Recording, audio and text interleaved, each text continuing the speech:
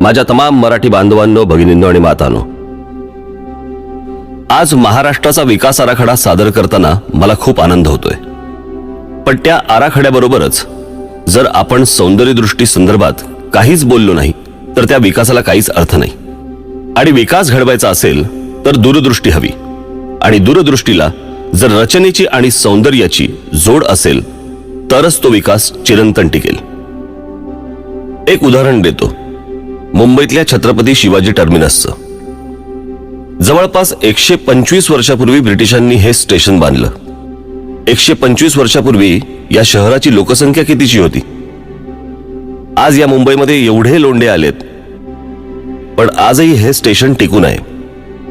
का टिकून आहे? कारण त्याची रचना सर्वोत्कृष्ट आहे. आणि रचना कधी सर्वोत्कृष्ट होते? जेव्हा त्यात सौंदर्यदृष्टी असते. छत्रपती शिवाजी टर्मिनस नंतर आपण अनेक स्टेशन्स उभारली, पण त्यात ना दूरदृष्टी आहे ना रचना, नुसती भकास आणि उजाड. स्वातंत्र्यपूर्व काळात बांधलेले हे ब्रिज पहा.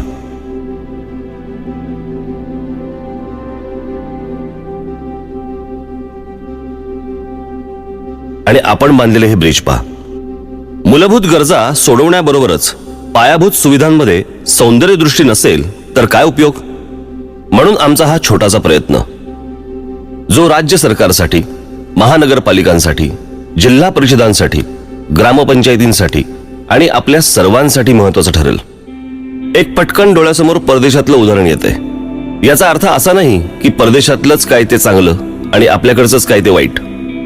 माझं म्हणणं एवढंच आहे की जे चांगलं आहे ते स्वीकारायला काय हरकत आहे. एक उत्कृष्ट केस स्टडी आहे न्यूयॉर्क मधल्या सेंट्रल पार्कची. न्यूयॉर्कच्या मॅनहॅटनला शहराच्या अगदी मध्यात ते पार्क आहे. ते सुरू झालं 1857 साली, जेव्हा आपण स्वातंत्र्याची पहिली लढाई लढत होतो. हे पार्क 778 एकरात पसरलंय.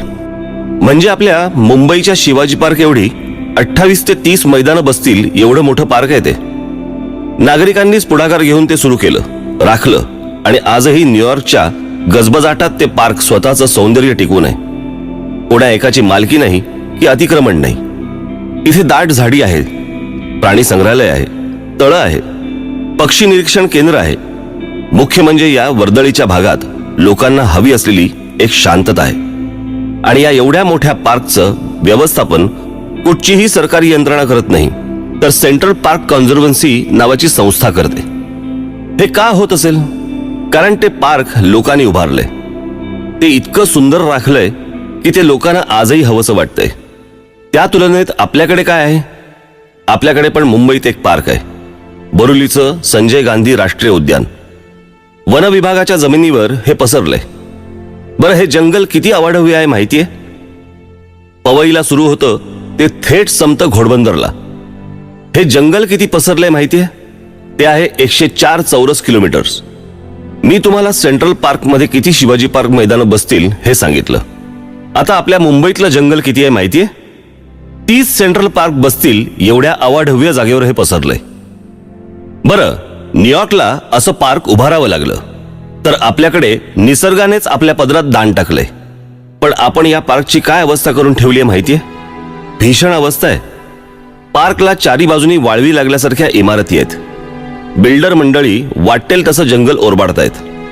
जंगल आक्रस्तय. तिथले प्राणी शहरात आसरा शोधतायत. बिबळ्या घरात शिरला असं आपण ओरडत सुटतो, पण अहो, तो आपल्या घरात नाही आलाय, आपण त्याच्या घरात शिरलोय. पर्यावरण रक्षणाच्या नावाखाली कुठच्याही परवानग्या अडवून ठेवणारं वन खातं इथे मात्र डोळे मिटून बसलंय. अक्षरशः या जागेवर बलात्कार होतोय. वन विभागाच्या अशा अनेक जमिनी सरकारी आशीर्वादाने कशा ओरबाडल्या जात आहेत हे मी तुम्हाला दाखवतो.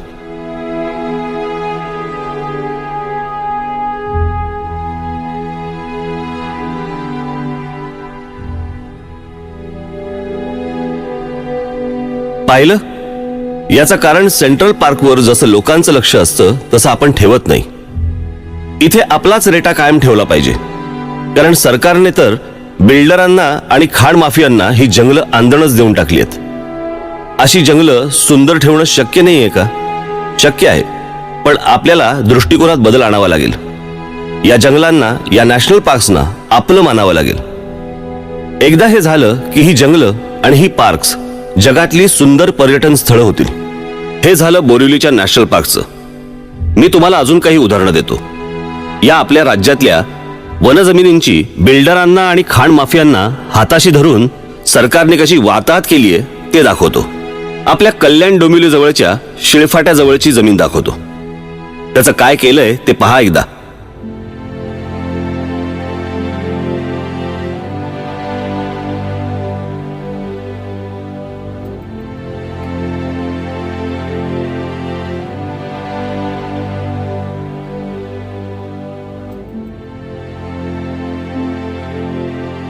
आता हे नवी मुंबईतले वन विभागाचे डोंगर.